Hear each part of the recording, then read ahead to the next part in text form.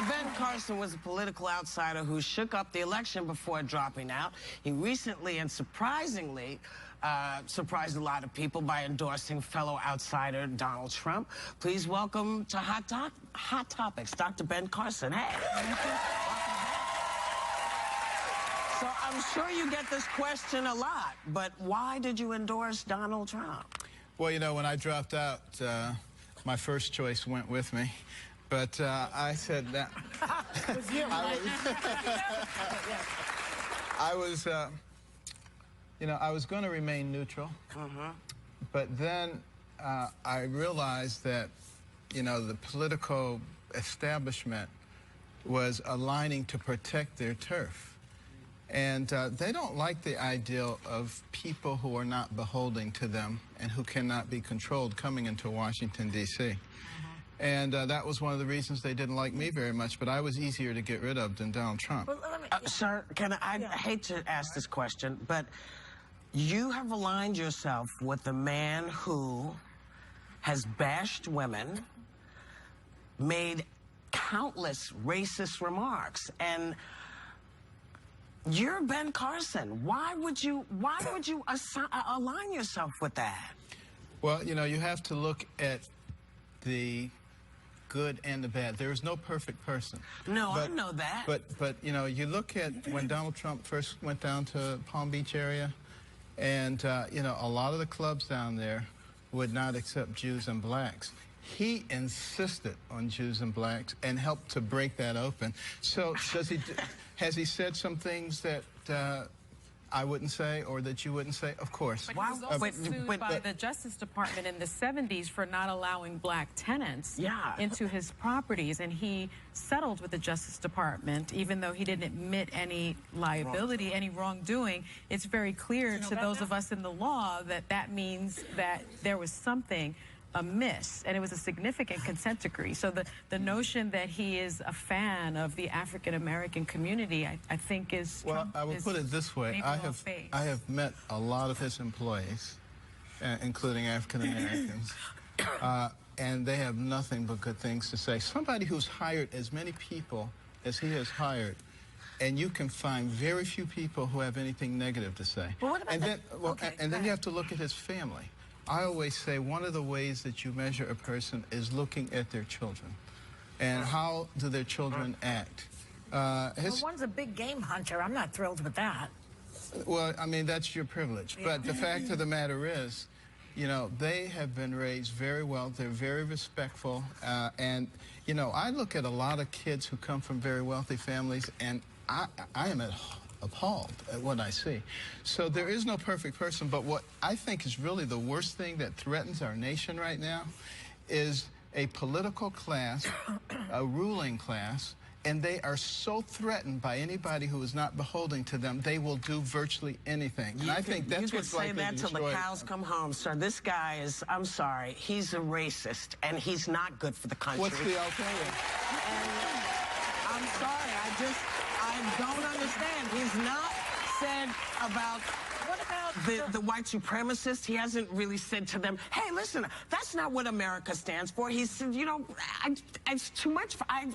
You're Ben Carson. You're so much better than this. Well, I am Ben Carson.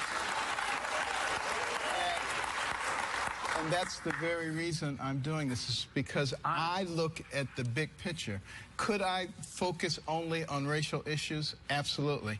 Could I focus only on women's issues? Absolutely. I could look at any one little thing and pick anybody apart on it. But right now, the nature of our country is at stake. We are on the precipice, and we are determining what kind of nation we're going to be. Are we going to be a nation that's upformed by the people or upformed by the government? This is a choice that we are making right now. Okay, if you're going to overlook what he says about women, if you're going to overlook what he says about African Americans, what about what he said about you? He basically said that you had a pathological disease. Wait a minute, hold on. He even compared you to a child molester. Come on. Well, it could be personal, even. If it were about me, I would be offended. But it's about America. We have to save this nation. That is what's important. But he's a liar. Unless you say that you're a child molester, he's a liar. Do you want a liar for the presidency? Tell me a politician who doesn't tell lies. Abraham Lincoln. I don't know. Lie.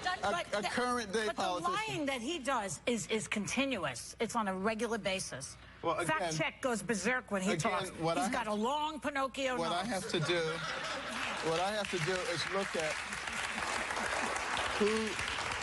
who is most likely to oppose the ruling class that is ruining our country. Yeah, well, who is likely? He's in the ruling class. Who is likely? He is the ruling class. He said that there would be room for you in his cabinet, in his administration. Did he make any promises to you, and is that behind your endorsement? No, not at all. And in fact, you know, we agreed that we want to save this nation, particularly for the next generation, and talked about a variety of ways to do it. I'm continuing to work on mechanisms of presenting ladders of opportunity that will allow the downtrodden in our society to climb out of a state of dependency. Right now, the programs that have been put forth by both Democrats and Republicans for the last few decades are doing nothing but creating more dependency. We've gone from a can-do nation to a what can you do for me nation. It's not a good thing, and it's not helping America, and it's not helping the world. Let me ask you this, Dr. Carson, and we know each other. I will say my husband went to Hopkins Medical School, and you and your wife and your family were always so gracious to us by inviting us into your home many times, fellowship, dinner. And so I know you are a man of family values. What do you make of the fact that Donald Trump just yesterday is attacking Ted Cruz's wife based on her looks? Look, I do and not. has attacked other women. I do not condone any of that.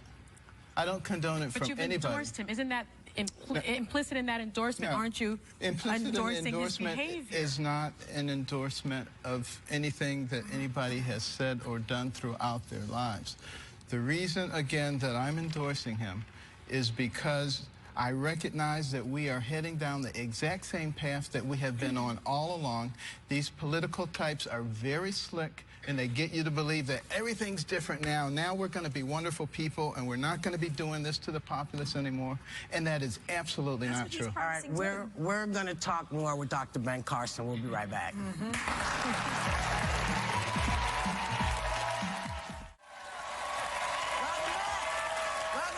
Back with Dr. Ben Carson. And I wanted to follow up. You talked about the endorsement. Was anything promised to you, and what role do you see yourself in? No, nothing was promised, nor would I accept anything. You know, the fact of the matter is, my interest all along, even in running for president, is to save this country for the next generation. And, you know, what role would that be in the Trump administration? Very deeply at how that is going to be done. And I'm going to be working on health care, going to be working on education, which is an incredibly important part of a vibrant society. If you look at our military right now, you take people between the ages of 17 and 24 who are applying to the voluntary military, 71% are rejected. 71%. Based on? Physical, mental, or educational deficits, educational being by far the biggest. It is putting us at risk as a nation, not fixing our educational system. These are things that need to be worked on, things that I've discussed with Donald Trump. But also, I have to look at everybody who's available. And, you know, Case is just not going to make it. I love Kasich. Okay? He's not going to make it, okay? He's still there. Some people aren't. They're still there. Anyway. Right. Cruz is not going to be able to draw people from the middle or the other side of the aisle. True. And you look at the number of people from everywhere who are coming for Trump. I mean, record numbers of people. Yeah. I don't believe the polls. The polls are used to manipulate people. Okay, so I'm learning a lot about politics on this show, so this is what I know. Right now we're talking about what if there is a brokered convention, right? And what would the alternative candidate be? Because in the pool, Paul Ryan and other people are being talked about. Right. Do you really think that Trump is correct in saying that people will, you know, be up in arms, quote unquote riot, he said that, if they did not choose him as the nominee? I don't think that there would be a physical riot, but I think it would absolutely destroy the Republican Party. There is no way that people who are coming in droves now to support Trump enthusiastically are just going to say, oh, well, whoever you pick is going to be fine. Is that responsible of him to say, you know, they'll be rioting? I mean, sort of throw gasoline on the fire like that? Is that responsible? That's really not the point. I mean, we can look. Well, what's the point? Well, no, we can look at all these things that politicians and people in the political sphere say. Yeah.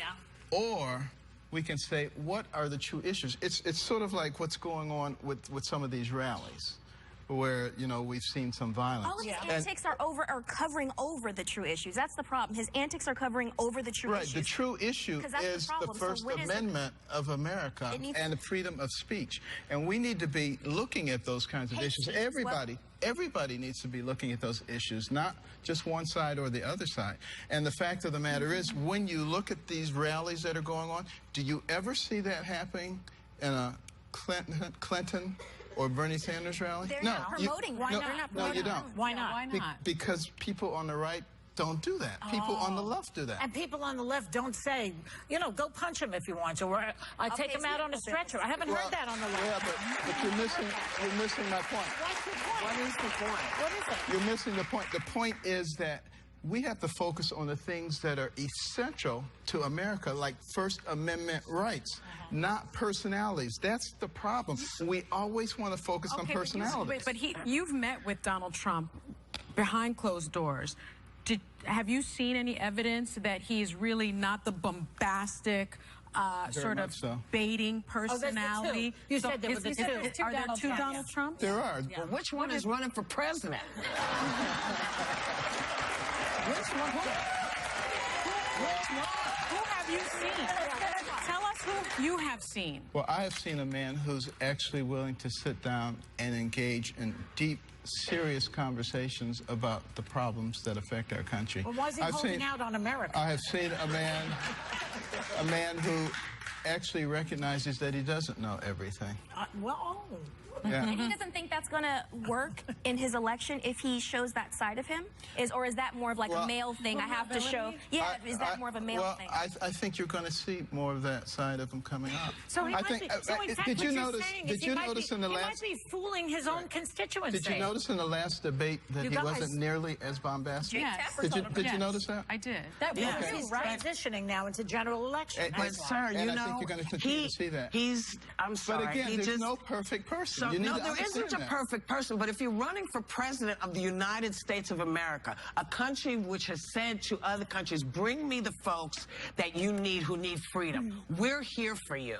When you talk about Mexicans being rapists and murderers, when you talk to women, if he had spoken to your wife the way he's spoken to some of these women, would you take that, sir? Let me tell you something. When you're very nice, you're very respectful, you talk about the real issues and not get into all these issues, where does it get you? It gets you where it got me. Nowhere, okay? So is that what this is about? No, it can't be about that. No, but here's my point.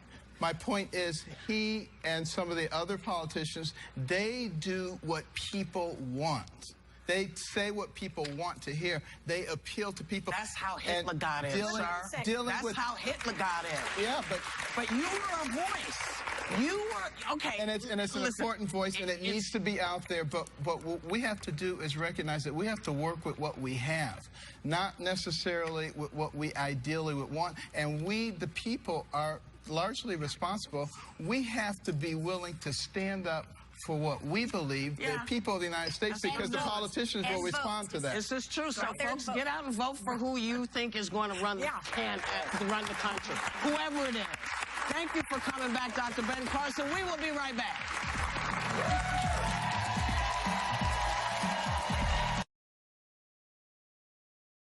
Thank you, Mr. Chair. In congressional hearings, the minority party gets to select its own witnesses. And of all the people that Republicans could have selected, they picked Candace Owens. I don't know Miss Owens. I'm not going to characterize her. I'm going to let her own words do the talking. So I'm going to play for you the first 30 seconds of a statement she made about Adolf Hitler. I agree. I actually don't have any problems at all with the word nationalism. I think that it gets the definition gets poisoned by elitists that actually want globalism. Globalism is what I don't want. So when you think about, whenever we say nationalism, the first thing people think about, at least in America, is Hitler.